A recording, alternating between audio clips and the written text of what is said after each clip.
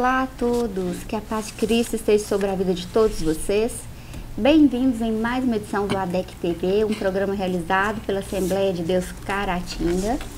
E hoje eu estou aqui, a mesa tá forte, Pastor Gilberto, Pai do Senhor, Pastor Saulo, Carol, Professor Joás, está de volta, né, professor?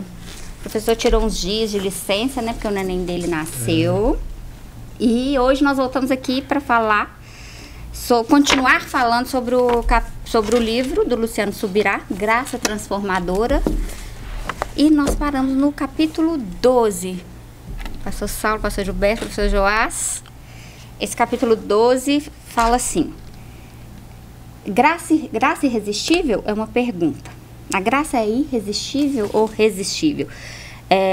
Nenhum homem peca porque não possui a graça, mas porque não faz uso da graça que possui. Quem falou essa frase foi John Wesley. A graça não é apenas algo que Deus faz ou concede, né? Ele começa falando aqui no livro, né? Mas é uma extensão de quem ele é, de quem é o Senhor. Sim. O pastor Luciano Subirá fala assim que a graça não é só algo que o Senhor concede, é uma extensão dele, da própria essência, da própria essência dele, de né? Deus, isso. Qual a importância da fé para receber a salvação divina? Nós bem sabemos, né, que a fé é um instrumento que a gente usa para alcançar esta graça da salvação que foi proporcionada por Deus. E a Bíblia diz que sem fé é impossível agradar a Deus, e sem fé também é impossível alcançar a salvação. Então a gente diz que a fé é o instrumento, a ferramenta que vai nos possibilitar alcançar a graça salvífica, né, da pessoa de Cristo Jesus. E uma vez que nós dependemos dessa fé, o próprio Deus vai se encarregar de produzir em nós, trabalhando em nossas vidas, de tal forma que essa fé venha a ser possuída por nós e através dela nós aceitarmos a obra redentora do Calvário, que é a graça divina manifestada, né, na sua maior plenitude. É o Calvário, a graça manifestada, pela qual nós podemos ser salvos. É crer sem duvidar, professor Joás? É isso. Nisso que o pastor Saulo está dizendo, eu lembro de uma figura bíblica sobre a graça que eu acho que esclarece um pouco esse ponto, né? É a figura da graça como uma porta. Se você pensar na graça como uma porta, né? A porta da graça é a porta da salvação, é o que dá acesso à salvação. E a porta, como toda porta, tem uma chave que abre ou fecha. Sim. Né? E aí a gente pode fazer essa analogia da chave como sendo a fé. Né? A salvação é pela graça, mas ela é operada, né, por meio da fé. É a fé que né? abre essa porta, né? Isso. O que torna isso eficaz, né, é a fé. Uhum. Tem um texto que eu gosto muito dele, o pastor Saulo começou a falar, eu achei que ia até citar ele, que a fé vem pelo ouvir, e ouvir pela palavra. Então, quando nós ouvimos a palavra de Deus, a palavra gera a fé em nós, que abre a porta para a graça. Então, é por aí. A fé é um instrumento fundamental, né, pastor? É a chave mesmo. Joás fez uma analogia perfeita aí, que abre a porta para essa graça divina, manifestada em Cristo. E a palavra do apóstolo Paulo também, ele diz: pela graça sois salvos, por meio da fé, ou através da fé. Nós somos salvos pela graça, mediante a fé. Então aí está o porquê da importância da fé para receber a salvação, porque sem a fé não se recebe essa salvação. A porta da graça está ali, mas precisa, né? Mas se não tiver fé para se aproximar e abrir e passar e aceitar o que foi feito, não tem como, né? Não funciona, por assim dizer. E pastor Gilberto, só para a gente, né, deixar claro para quem está em casa, qual que é a definição que a Bíblia nos dá de fé? A melhor definição é de Hebreus 11, que a fé é o firme fundamento das coisas que se espera e a prova daquilo que não se vê. E Hebreus 11 é a galeria dos heróis da fé. A maior figura, eu estou falando a maior figura pelo o conteúdo escrito ali em Hebreus 11, é de Abraão. De Abraão. Né? Ouviu de Deus, respeitou e creu. E a Bíblia diz que isso foi imputado a ele como justiça. O maior exemplo de fé que nós vemos ali em Hebreus 11 é exatamente de Abraão, o pai da fé. Ele é considerado o pai da fé lá no Antigo Testamento, né? Então, a melhor definição de fé que a gente vê é essa mesmo. Então você não vê, né? É crer mesmo, sem duvidar. Sim, sem duvidar. O texto que o pastor Gilberto tem acabado de citar, o primeiro versículo do capítulo 11, diz o que é a fé. A fé é um fundamento firme. Exato. Isso, pastor. O que é a fé? É um fundamento firme pela qual você consegue aceitar aquilo que é invisível, que você ainda não viu, mas você passa a acreditar. E dentro, né, dessa mesma palavra, esses heróis da fé, dessa galeria, eu acho interessante que são vários personagens bíblicos que são mencionados, né, de maneira pessoal, como Noé, destacado ali, o próprio Abel, né, que retorna lá ainda bem no começo, e cada um tem uma experiência pessoal com a fé. Cada um dos heróis da fé, que o Hebreus 11 registra, tem uma experiência única com a fé. Abel, pela fé, ofereceu um sacrifício melhor.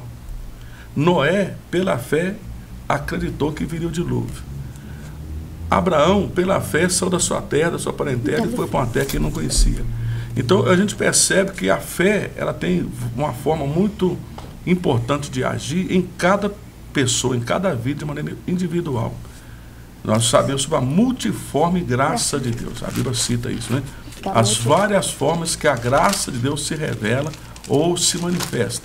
E eu percebo assim que de maneira pessoal, dentro dos heróis da fé, cada um teve uma manifestação da fé na sua necessidade de momento, para acreditar, para crer, para confiar.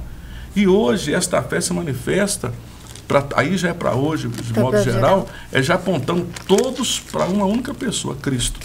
Porque lá no final do capítulo 11 diz, olhando para Jesus, o autor e o consumador da fé. Esses homens tiveram várias experiências que, de uma maneira ou de outra, estavam apontando para Jesus, né? De maneira ainda... Sim, sempre, né? Debaixo de uma sombra, né? Como diz o próprio Hebreus. Agora, esta fé agora nos aponta a graça, mas nos aponta diretamente Jesus. Porque ele é o autor. O autor é aquele que dá vida, né, à fé. E a Bíblia diz que ele é a própria fé. Ele é a própria esperança que a fé produz, é Cristo. É Cristo. Ele é o autor da fé. E ao mesmo tempo ele é aquele que consuma a fé, que cumpre a fé integralmente. Então nós vemos aí a importância dessa fé para ser salvo. De maneira pessoal, nós cremos e aceitamos e olhamos para Cristo para sermos salvos. Porque os atributos divinos não se contradizem nem se anulam. Atributos eu também posso falar princípios divinos? Atributos são coisas que são inerentes à pessoa, né? E no caso, nesse capítulo aí, né, é tratado a graça como um atributo desses, né? É porque muita gente, Bíblia... aqui deixa eu interromper um pouquinho, é porque aqui pergunta se eles não se contradizem, porque aqui ele fala um pouco da soberania e da graça de Deus, né? Parece contraditório. Parece, né? contraditório. É a soberania e o livre-arbítrio. O apóstolo vai dizer que Deus deseja salvar a todos. E aí a pergunta mais óbvia é por que não salva? Ele não é soberano? Ele pode fazer o que ele quiser. Há uma contradição aí? Não há uma contradição. Né? Entendeu o texto, né? A gente precisa ligar os pontos, né? Fazer as conexões corretas, e a Bíblia está repleta delas, né? A gente só precisa ligar as coisas e perceber o que essa graça salvadora, né? Como ela é apresentada, o que ela é na Escritura. E aí a gente costuma lidar com a graça com essa nossa mentalidade cartesiana, né? Aristotélica, né? De dividir as coisas, de sistematizar os conhecimentos, né? Por isso que a gente tem teologia sistemática, por isso que a gente tem soterologia, que é a área da teologia que estuda essa matéria, né, da salvação. Então a gente particiona, coloca cada coisa na sua caixinha, mas a Bíblia não lida com as coisas assim, né? Então a graça, um pacote só, né? A graça na Bíblia é um atributo de Deus que comunica o caráter de Deus, o amor de Deus, né? Você pode traduzir, por exemplo, a palavra hesed, que está lá no Antigo Testamento para graça, você pode traduzir como amor, né? Você pode traduzir como um cuidado generoso, gracioso, bondoso, amoroso de Deus, né? Então a graça, ela tem um sentido muito amplo, e às vezes a gente, para com essa nossa forma de pensar assim, né, sistematizada, para tornar a coisa mais didática para nós, a gente faz a mesma coisa com características como essa, como a graça, né? A gente vai separar didaticamente, por exemplo, vai dizer que existe alguns tipos de graça. Existe uma graça que é salvadora e também existe uma graça que é comum. Existe uma outra graça. E aí a gente particiona, mas graça é graça. É uma manifestação, uma revelação do amor de Deus, da bondade de Deus, né? Um cuidado amoroso de Deus para com todos os seres humanos. E entrando aqui também nessa pergunta que foi feita, né? Por que os atributos divinos não se contradizem e nem se anulam, é justamente essa dificuldade de alinhar, né, a soberania de Deus e o livre-arbítrio humano. Porque esta é a dificuldade. O assunto aqui desse capítulo é graça irresistível. Né? O assunto, essa graça, ela é irresistível. E aí, dentro da pergunta é isso. Se Deus é soberano, como que o homem pode ter livre-arbítrio? Se o homem tem o livre-arbítrio, como que Deus pode ser soberano? Parece que é uma contradição, parece que um atributo anula o outro. Os atributos de Deus não se contradizem, eles se complementam. Sim. Deus não é mais santo do que é mais amor, né? A perfeição não há como nada ser menor. Não há variação em Deus, né? Não, ele não há como ser nada menor. Ele é santo perfeito, ele ama perfeitamente, ele é justo perfeito. Então, o que nós temos que fazer é entender, porque quando nós estamos discutindo aqui que os atributos divinos não se contradizem e nem se anulam, porque na próxima pergunta aí que vamos tratar, no próximo tópico, falar da soberania, né, nós vamos ver que a própria soberania de Deus determinou em dar ao homem o livre-arbítrio. Então não há contradição, não há algo que anula. Porque se o homem possui livre-arbítrio, é porque o Deus soberano o dotou disto. O Deus soberano quis que o homem tivesse direito de escolher, para não ser apenas um robô que ele programa e vai agir. Faz do jeito que ele... Deus pode atrair o homem com o seu poder e salvar a raça humana toda de uma maneira irresistível, mas ele quer atrair o homem pelo amor. E para amar, você tem que escolher. O amor é um sentimento que a gente escolhe amar ou não, né? Aceitar ou não a obra de Redentor. Então nós não vemos de forma alguma que o livre-arbítrio do homem anule a soberania de Deus, porque foi o próprio Deus soberano que assim quis. Assim determinou. Então não há conflito, não há contradição. Sim. Mas há que o Deus soberano determinou que o homem fosse dotado de livre-arbítrio, né, para escolher, ter o direito de escolher. Depois eu falo um pouquinho dessa escolha que o pastor Saulo fechou aí falando essa palavra escolha. Isso é muito importante na graça, isso é essencial, principalmente quando a gente trata dessa soberania e do livre-arbítrio. Mas deixa eu só voltar um ponto aqui muito importante dos atributos divinos, que eles não se contradizem nem se anulam. Joás começou a falar isso também, que depois do pecado a nossa mente foi muito limitada. As nossas faculdades mentais foram corrompidas por causa do pecado. Então vamos dizer assim, a essência que Deus criou lá no início, o homem perfeito, isso ficou corrompido. E uma mente limitada é impossível compreender todos os atributos divinos da forma que eles são. É impossível. Não tem como. É impossível. Então, tem que ter muito cuidado com essas teologias modernas e liberais da atualidade, que acaba trazendo confusão assim, pastor Saulo. A gente vê muito isso aí, essas contradições perigosas numa linha teológica, numa corrente teológica, que acaba trazendo uma confusão e bagunça a mente de quem está ouvindo. Então os atributos de Deus, os atributos são divinos, alguns deles são comunicáveis e eles não se contradizem. Pastor Saulo definiu muito bem, eles se completam, eles corroboram uns aos outros. E é isso aí. E revelam o ser completo de Deus. Exatamente. Deus decidiu de forma soberana que ia conceder a graça, né? Nós podemos dizer assim. Sim, foi uma decisão soberana dele. Essa decisão soberana ele deu ao homem o direito de escolher se ele aceita a graça ou não aceita. É aqui que é o ponto em destaque, que é esse. Quando o homem tem livre-arbítrio, não anula a soberania de Deus, de forma alguma. Aí a pergunta 3, pastor Saulo, começar com o senhor. Se Deus é soberano, o que não se pode negar, né? Sim. Claro. Ele não tem o direito de exercer sua soberania em seus próprios termos? Esta é a grande questão, né? Ele é tão soberano que ele cria princípios que ele mesmo precisa respeitar. Né? De uma certa forma, a gente fala que não existe nada impossível para Deus, mas a verdade é que há. Por exemplo, nós podemos entender que mesmo ele sendo soberano, existem impossibilidades divinas. Por exemplo, Deus não pode mentir. Não pode. Então isso é uma impossibilidade para ele.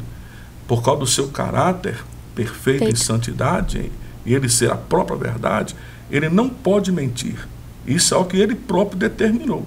Algo imposto por ele mesmo, pela sua personalidade, seu caráter de santidade. E isso vai diminuir a sua soberania de forma alguma. Então isso jamais diminui a soberania de Deus. E Deus, na sua soberania, né, agora sendo mais específico, ele fez uma determinação que o homem tivesse o direito de escolher, de resistir à graça. Né? O capítulo aqui e o próximo capítulo vai nos mostrar muito isso, capítulo 13, que a graça pode ser resistida, pode ser rejeitada. Sim. E que também se pode cair desta graça. Então é Deus que determinou isso. Não há Deus não determinou um determinismo, nós não cremos nesse determinismo, em que a graça se torna irresistível para alguns e outros que nem conhecem nem aceitam essa graça. Nós não acreditamos nessa predestinação. Nós cremos que Deus é soberano. Ninguém pode negar isso. E ele é tão soberano que ele criou princípios. Ele próprio criou princípios, criou meios que ele próprio respeita. Por quê? Porque ele é soberano. Ele tem o poder de criar as leis e ele mesmo estaria agora debaixo dessas leis que ele criou. Porque as leis de Deus, elas representam o próprio Deus, o seu próprio caráter. E nesse sentido aí, ele deu ao homem o direito de escolha, de aceitar ou não, né, a salvação. O pastor Gilberto disse aqui que Deus quer. Isso é vontade. Tanto é que ele, né, isso é vontade. Deus quer, é a vontade dele. Mas porque ele dotou o homem de livre-arbítrio, ele respeita a decisão do homem. O homem não quiser ser salvo, não vai ser salvo. O desejo dele, a vontade dele está revelada. Deus quer que todos os homens sejam salvos. Mas isso é a vontade dele. Mas não, ele não usa essa vontade para obrigar ninguém a ser salvo. Por quê? Porque ele escolheu assim. Nos demonstra também a sua sabedoria, a sua soberania. Ele é aquilo que o senhor falou, ele não muda nada no caráter dele. Não, e o que ele mostra pra gente, que a gente consegue imaginar de Deus, né, é o caráter. Porque o poder dele não passa nem pela nossa cabeça como que é, de tão grande, de tão grande. Então, eu penso mesmo que ele, né, nos mostra o que ele mostra pra gente é o caráter. Sim. Então, eu não minto, é revelação. A revelação de Deus está nas Escrituras. Eu lembrei aqui, enquanto o pastor Saulo estava falando, que foi em 2003, não sei se o pastor Saulo estava nesse curso, no Permanente Sião, não sei se eu não lembro do senhor lá, foram 2 ou 3 turmas, mas eu lembro que nós tivemos um debate muito acirrado sobre um ponto dentro da linha teológica. E nesse debate, um dos colegas afirmou o seguinte: então quer dizer que na soberania divina ele me criou, tudo bem, Deus é soberano, ele me criou. Aí então eu posso chegar no dia do julgamento e falar assim: tá, Deus só me criou, eu não quis a graça, agora eu vou ser lançado no inferno, só sabia que eu ia ser criado, que eu existia, por que o senhor me criou então? É um debate teológico. Sim, é um debate teológico. Aí ninguém teve coragem de responder, pastor. E na época já não tinha muito juízo, muita aventureira também. Eu falei assim: então tá bom, se o senhor conseguir me provar na Bíblia quando é que a criatura tem poder de contender com o Criador, eu tiro tudo que eu falei aqui. Pronto. Como o homem vai ter poder de contender com o Criador? Deus é soberano, a graça é oferecida a todos. Então o pastor Saulo, por isso que eu falei da questão da escolha, o homem foi dotado de livre-arbítrio, ele tem o poder de escolher ou não, de optar ou não. Eu opto em servir a Cristo ou não. Isso é graça, isso é livre-arbítrio. Deus determina isso. Isso é um princípio divino e ele não quebra isso. Mas agora, eu também podia falar com Deus ao contrário. Sim, eu posso resistir. Mesmo se ele não tivesse dado livre-arbítrio, eu falei assim: mas o senhor não sabia o que eu queria. Entendeu? Então, assim, são coisas que... Assim, né? Eu tô falando assim. Sim, as escrituras revelam. Quer ver um negócio que é uma opção de escolha? Quando o pastor Saulo citou aqui em Hebreus 11, Abel. Vamos falar do oposto de Abel, que é Caim. Deus falou com Caim: só, pecado está aí à porta, está batendo aí à porta. Se você controlar o seu desejo e oferecer um sacrifício perfeito como o seu irmão, você será aceito também. Mas, ó, cuidado. Cuidado. Deus falou dessa forma com ele. Cuidado. Se você não, o seu desejo te domina. Pronto. Ele avisou antes. Avisou? Ele sabia? Avisou. Isso é graça. É graça. É assim. Antes da lei, isso é graça. É graça. E qual foi a opção de Caim? Aí, A escolha. porque escolha dentro Escolha. do livre-arbítrio, nós temos nossa responsabilidade. Exatamente. Deus é tão soberano, né, que ele criou seres livres. Ele é tão poderoso que ele tem o poder também para criar seres livres, né? É porque acontece que há teólogos, né, influenciados pela filosofia determinista, que acreditam que Deus é tão soberano, que ele tão poderoso, tão soberano, que ele pode criar seres para salvação e criar seres para condenação eterna. De tão soberano, de tão poderoso que ele é. Ele pode fazer isso. Mas ele é tão soberano, tão poderoso, que ele não pode. Não pode criar seres livres. Que se quiserem, se decidirem aceitar a salvação pelos meios que Deus provê, né, serão salvos. Isso ele não pode. Isso aí anula. Encontrei aqui uma refutação da soberania de Deus. Livre-arbítrio. Está limitando Deus. Né? Tá limitando. Esse livre-arbítrio aí é o ídolo dos teólogos, né? Aí dá alguns adjetivos e tal.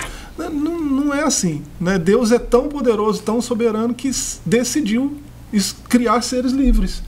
E esses seres livres, Deus presenteou eles com essa liberdade, né? E Deus proveu para eles. Deus quer que todos sejam salvos, né? Tá escrito isso. E tanto quer, e tão soberano é ao querer isso e ao decidir isso, que ele proveu salvação para todos. Ele mesmo. Ele proveu salvação para todos. O texto explica, né? O pastor falou aí de Bíblia pela Bíblia. 1 Timóteo 2, né, do 3 ao 6, vai dizer que nosso Salvador deseja que todos os homens sejam salvos e cheguem ao conhecimento da verdade. É algo que Deus quer que aconteça, né? Pois há um só Deus e um só mediador entre Deus e os homens, o homem Cristo Jesus, o qual se entregou a si mesmo como resgate por todos. Isso foi o testemunho dado em seu próprio tempo.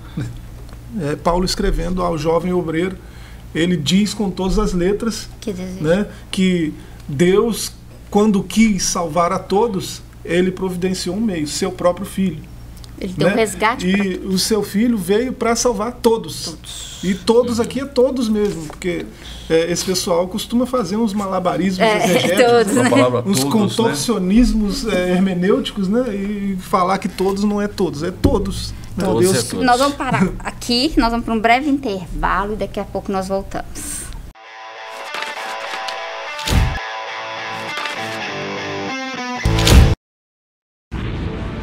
Seja bem-vindo ao novo site da Assembleia de Deus Caratinga. Agora ele está completo para você acompanhar bem de perto tudo sobre nossa igreja. Nele você encontra um pouco de nossa história, onde nós estamos, nossos horários de cultos e endereços de nossas filiais. E ainda você poderá fazer seu pedido de oração, sua contribuição, acompanhar nossas notícias, entrar em contato conosco e muito mais. Mais uma forma de você acompanhar tudo o que acontece na Assembleia de Deus Caratinga, de onde você estiver. Acesse agora assembleiadedeuscaratinga.org. Uma verdadeira história de fé, renúncia, desafios e conquistas. Você irá se emocionar e extrair lições extraordinárias da biografia de um dos mais expressivos líderes do movimento pentecostal no estado de Minas Gerais. Recomendada por influentes líderes cristãos. Adquira agora mesmo Ari Coelho, um legado de fé, e descubra detalhes de uma história de vida que pode transformar a sua. Um produto com a qualidade CPAD.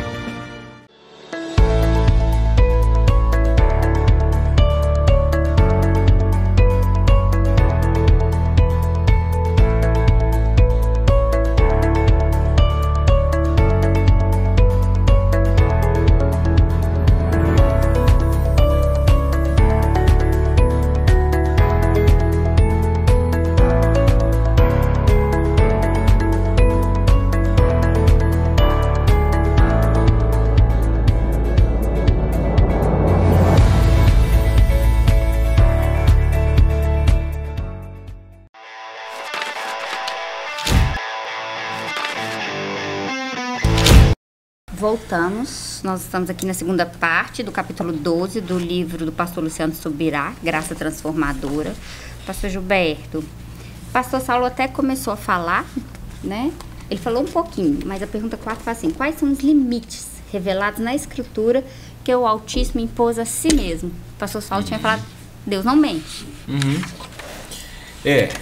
Tem um texto muito conhecido, Números 23, né, pastor? O senhor falou assim, Números 23, 19.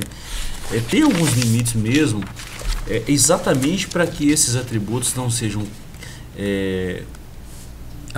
anulados, obrigado, pastor, e esses princípios não sejam quebrados. Sim. Então, o pastor Saulo falou assim, Deus não mente, e ele não mente mesmo. É impossível. É impossível. Se Deus mentisse, ele não seria Deus.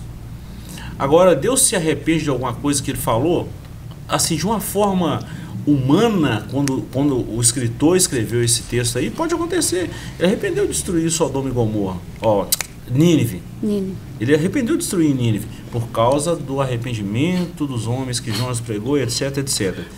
Mas isso aí é uma linguagem humana. Deus sabia que a Nínive não seria destruída naquela época? Claro que sabia.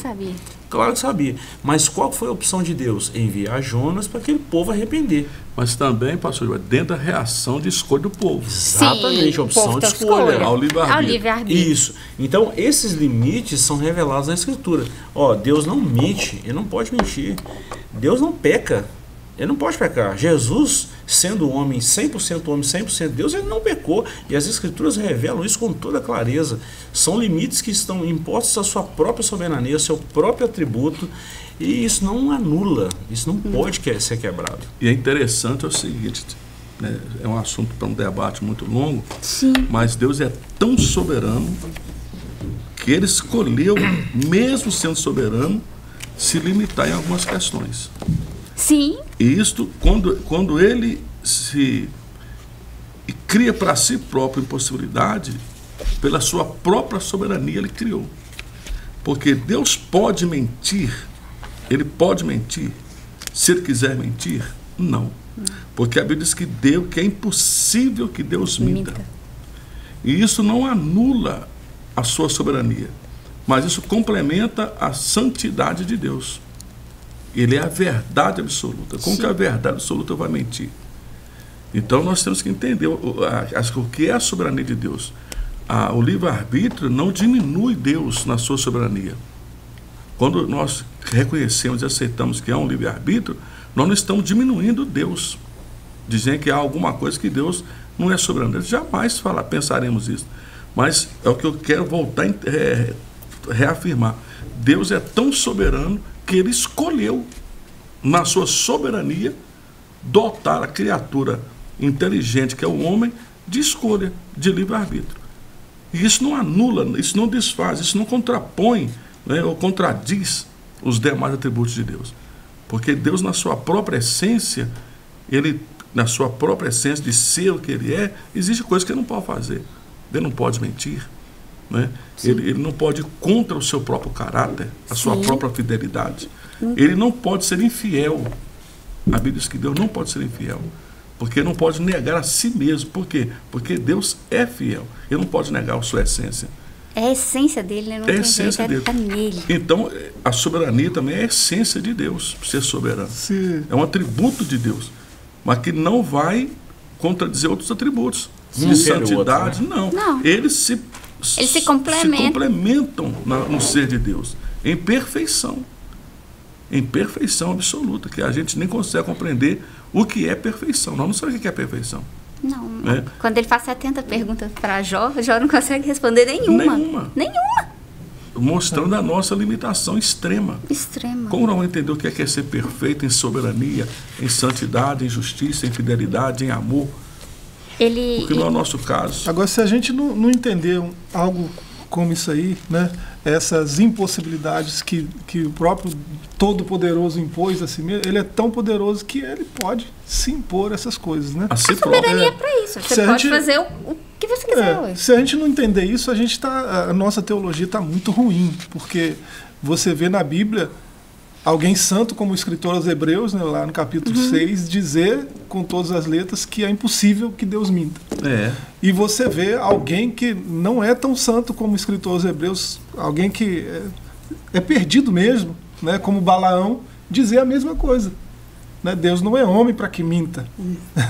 Né? Então, se a gente não entende algo que até Balaão entendeu, nossa teologia está ruim. Está muito fraca. Deixa eu fazer uma pergunta para vocês três. Vamos lá. Dessa, né, do caráter divino. A passagem em que Jesus vai para o templo ali, ele começa a ensinar, aí os fariseus, os escribas, trazem a mulher adulta, que foi pega em adultério. Aí eles queriam, lógico, pegar que Jesus se contradisse alguma coisa ali, né? Assim, porque a lei de Moisés diz que ela deve ser apedrejada. E agora? O senhor, né, tá pregando outra coisa, mas a lei diz que ela deve ser apedrejada. Aí Jesus começa a escrever e ele fala assim, então, né, qual de vocês aqui que não tiver pecado, que atire a primeira pedra. Aí todos foram embora, né, porque ninguém podia tirar a primeira pedra, exceto Jesus. Aí vai entendendo o raciocínio. Ele podia tirar a primeira pedra. Assim que todos saiu, Jesus chegou perto dela e falou com ela, vá e não peques mais. Eu também não te condeno. Também não te condeno. Vá e não peques mais. Aí, eu pergunto, ele tinha que cumprir a lei, apedrejá-la, sendo que ele era o único que podia julgar a primeira pedra? Ou como Deus, né, faz parte do caráter dele, ali também se manifestou a graça? Até É interessante, né? Sim, até no... Porque ele não teria que cumprir, porque ele não tinha pecado. Até na verdade já cumpriu, né? Até no livro, no vídeo que o pastor Luciano tem aí na internet, falou, né, sobre o livro, ele comenta sobre isso. Há muitas questões naquele acontecimento, como todos os outros, que a gente não conhece todos os detalhes. Como estava o coração daquela mulher? Só Jesus sabe. Só ele ali sabia. Arrependida, se humilhando ali, querendo ser perdoada. Quem sabe dentro de si, clamando por mais uma oportunidade. Então a gente não compreende esses detalhes. E a verdade é que ali Jesus, ele dá, né, quando ele libera aquela mulher o perdão, de certa forma parece que ele estava, né, quebrando a lei. Mas só que Jesus é a graça manifesta. Ele é a graça que Tito vai dizer que se manifestou. Sim, tem lá. E a graça, ela não veio simplesmente para cumprir a lei, mas não veio para exercer a lei, mas para cumprir. E dentro da própria lei, o que nós encontramos já sinônimos de graça, de misericórdia. E ele vai dizer para o discípulo, você precisa aprender o que significa misericórdia, quero. A gente não sabe os pormenores, a verdade é que aqueles homens que estavam ali, eles não tinham condição de estar apedrejando aquela mulher, eles não tinham condição de apedrejar aquela mulher, pela própria vida de pecado que eles possuíam. E Jesus combateu isso. Eles não tinham condição nem de cumprir a lei, aqueles homens estavam ali. Eles eram quebradores da lei, queriam apedrejar uma mulher que quebrou a lei. Era hipocrisia. Quando ela sai e fica só ele e ela, o único que poderia apedrejá-la é Jesus. Mas ele é a graça revelada. E ele conhece o que está acontecendo dentro daquela mulher. Eu já pensei sobre esse assunto. Eu penso assim, que ele conhecendo o coração dela, ela querendo a misericórdia, ele estende a sua misericórdia, porque ele veio para isso. Ele que sabia a história dela toda. O interior é ele que sabia. Eu gosto dessa passagem, dessa de João 8, isso fala tanta coisa pra gente, que Jesus estava no templo. Estava no templo. Estava no templo, lugar de sacrifício, não era? Havia ainda o sacrifício permanente, né, pastor Saulo? Sim. Os animais eram degolados e tal. Então, o fato de Jesus estar escrevendo na areia, dentro do templo, já parou para pensar nisso aí? Que areia é essa? Que areia é essa? Por que essa areia é depositada no templo? Porque era no pátio. O que tem ali debaixo? O que tem debaixo do pátio ali? Né? O altar estava ali, os animais eram sacrificados. Então, essa areia, ela cobria o sangue dos animais. Então, Jesus estava escrevendo ali, o que estava debaixo daquela areia? Revelando algo sobre o próprio Jesus. Isso é um ponto que depois a gente pode falar sobre isso em outro programa. Mas agora, se tratando dessa mulher, por que Jesus não quebrou a lei? A gente vem das exatas e a gente é mais direto nisso aí. Se aqueles homens tivessem levado o homem e a mulher que estavam em adultério, a situação era outra. Ela foi pega em flagrante, mas ela adulterou sozinha. Sozinha. Como que faz para adulterar sozinha? Então eles quebraram a lei. Eles já quebraram a lei. Ela estava em adultério? Sim. Eles bateram nessa mulher? Sim. Ela estava praticamente seminua ali? Tava. A Bíblia não conta esses detalhes, mas se a gente imaginar a cena, a gente vai chegar nesse ponto. Assim? Ela foi pega em flagrante, então ela foi levada ali, bateram, bofetearam, fizeram um monte de coisa com ela. Mas o homem que estava com ela na cama ali, no adultério, não estava lá. Então como? A lei manda apedrejar quem? Os dois que estavam em adultério. Jesus quebrou a lei? Não. Jesus revelou a graça. E o pastor Saulo falou uma coisa fantástica. Eu não conheço, mas Jesus sabe a motivação do nosso coração. Ele vê o que está por dentro. Ele vê o que está lá dentro. Se você olhar mais profundamente essa passagem, você vê que até o tempo, a época da história, né? O tempo daquela passagem ali era propício para o perdão, né? Exato.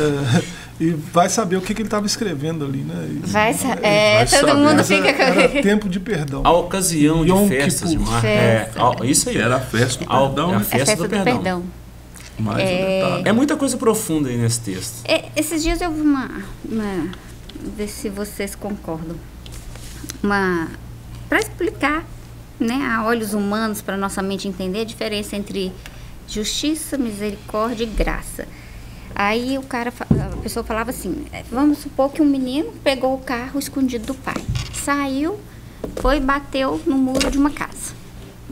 E estragou o muro, estragou o carro. Aí o dono da casa sai e fala assim, olha, é o seguinte, eu vou chamar a polícia, vou fazer ocorrência, né, chamar o seu pai, você vai ter que pagar o conserto do seu carro e você também vai pagar o conserto do meu muro. Isso é a justiça, né? Ele vai pagar pelo erro dele. Aí a misericórdia seria, o cara saiu, viu que era o menino, que o menino tinha feito uma coisa errada, aí ele fala assim, olha, é o seguinte, você vai embora, conta pro seu pai, você arruma o seu carro e o meu muro, mesmo você tendo quebrado, eu vou pagar. Eu vou pagar. Aí ele pegou e falou assim, e agora a graça é o seguinte, o menino bateu, o cara saiu lá, viu que o menino tinha pegado o carro escondido, que o menino era novo, falou assim, meu filho, eu sei que você fez errado, né? Vou fazer o seguinte, eu vou pagar o conserto do carro, eu vou pagar o meu muro, e você vai falar pro seu pai, não vai fazer de novo. Ele definiu, assim, vocês concordam? Assim, para que a nossa mente entendesse? Sim. Foi no capítulo... Foi no capítulo 10, eu peguei uma caneta na hora, porque essas coisas vêm na nossa mente, se eu anotar eu esqueço. Foi no capítulo 10, nós estávamos no final da gravação. Pode olhar os vídeos anteriores e vão ver. Graça é o seguinte, nós não merecemos e Deus nos dá. A gente não merece e Deus nos dá. Isso é graça. Misericórdia, nós merecemos e Deus não nos dá. Não nos dá. Como pecador, nós merecemos o inferno, mas pela misericórdia de Deus, Ele nos dá a graça. Isso é misericórdia. Então, graça, nós não merecemos e Deus nos dá. E misericórdia, nós merecemos e Deus não nos dá. Essa ilustração que você fez aí. Completamente. Acho que o ser humano entende melhor assim, né? Sim. Quando tem uma analogia desenhada. Né? Qual a diferença quando se fala sobre graça divina entre atrair e arrastar? Atrair e arrastar. Porque a arrastar, a gente pensa que está puxando a força, assim, né? Se a graça é irresistível, ela tem que te atrair. Então você é meio que arrastado, levado de forma compulsória, né? Coercitivamente conduzido. É a predestinação. Ela arrasta. É o determinismo. E se a graça é um presente, se a salvação é oferecido como presente por meio da graça, né, pela graça, por meio da fé, então você é atraído, né?